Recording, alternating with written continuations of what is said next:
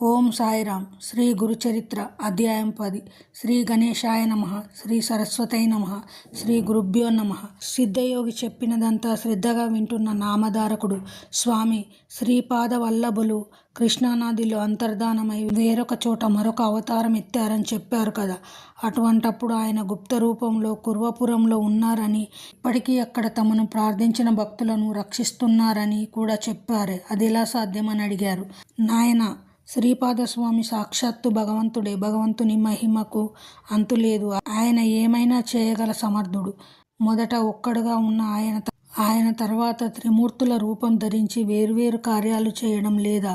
శ్రీపాదులు త్రిమూర్తుల స్వరూపమే. ఆయన మహిమకు సంభవము అసంభవము అన్నది లేదు. ఆయన అంతర్ధానమయ్యాక కూడా ఆ క్షేత్రంలో తమను ఆశ్రయించిన భక్తులను రక్షిస్తున్నారని తెలిపే దివ్యలీలను ఒకదానిని చెబుతాను, విను.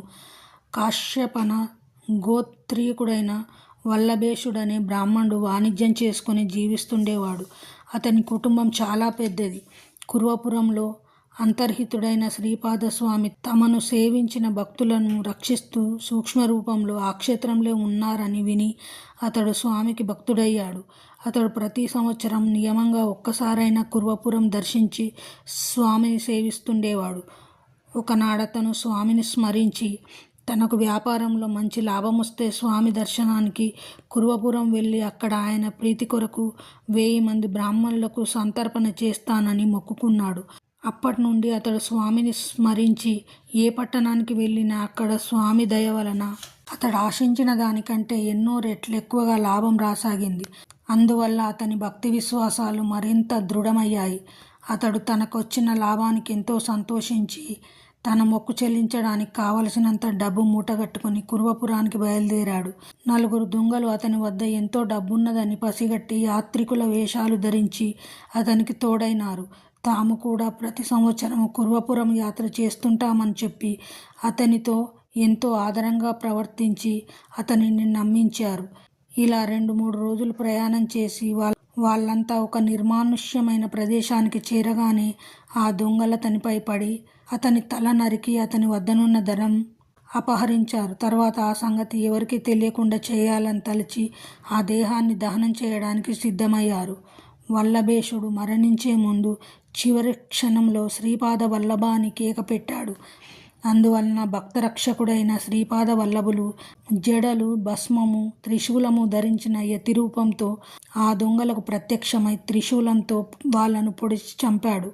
అప్పుడు ఆ దొంగలలో ఒకడు ఆయన పాదాలపై పడి, ప్రభు, నేను దుష్టబుద్ధితో ఈ బ్రాహ్మణుని వెంబడించలేదు. నేను తెలియక వీరిని దారిలో కలిశాను. నిజానికి నేనెన్నడూ దొంగతనం చేసి ఎరుగను. సర్వసాక్షి అయిన మీరు అంతర్దృష్టితో గమనిస్తే మీకే తెలుస్తుంది. స్వామి నన్ను క్షమించి విడిచిపెట్టవలసిందని ఆయనను శరణు వేడాడు. స్వామి అతనికి అభయమిచ్చి కొంచెం విభూది ప్రసాదించి దానిని వల్లభేషుని శరీరంపై చల్లి తెగిపడి ఉన్న తలను మొండానికి అతికించమని ఆదేశించారు. అతడలా అతికిస్తుండగా శ్రీపాదస్వామి వల్లభేషుని శిరస్సుపై తన అమృత దృష్టిని సారించి మరుక్షణమే అంతర్ధానమయ్యారు. వల్లభేషుడు తిరిగి బ్రతికాడు. అతనికి పూర్తి స్పృహ వచ్చేసరికి సూర్యోదయమైంది. అతని ప్రక్కన ఒక వ్యక్తి మాత్రమే ఉన్నాడు. వల్లభేషునికి అంతకుముందు జరిగినదేమీ గుర్తులేదు.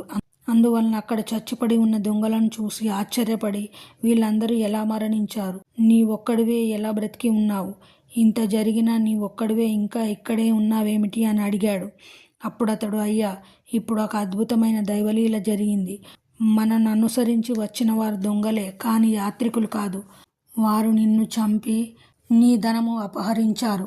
ఇంతలో ఒక తపస్వి వచ్చి ఆ దొంగలను చంపి నిన్ను బ్రతికించారు. నీకు నన్ను కాపలాగా ఉంచి ఆయన అంతర్ధానమయ్యారు. ఆ మునీశ్వరుడెవరో గాని సాక్షాత్తు పరమశివునిలా ఉన్నారు అని చెప్పాడు.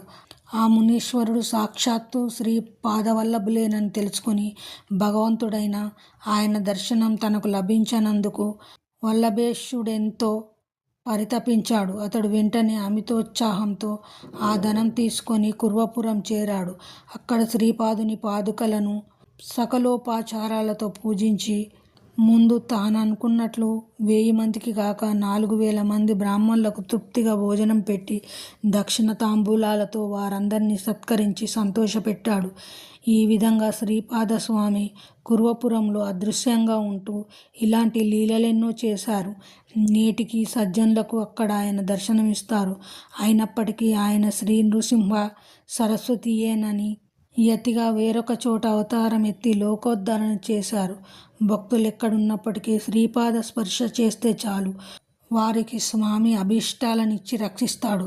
అట్టి స్మరణకు అనుగుణమైన నామం తరతరాలుగా ఇలా ఉన్నది అన్నారు సిద్ధముని. దిగంబర దిగంబర శ్రీపాద వల్లభ దిగంబర దిగంబర దిగంబర అవధూత చింతన దిగంబర. శ్రీ దత్తాత్రేయ గురవే నమః. శ్రీ శ్రీ పాద శ్రీ వల్లభాయ నమః. శ్రీ నృసింహ సరస్వతై నమః.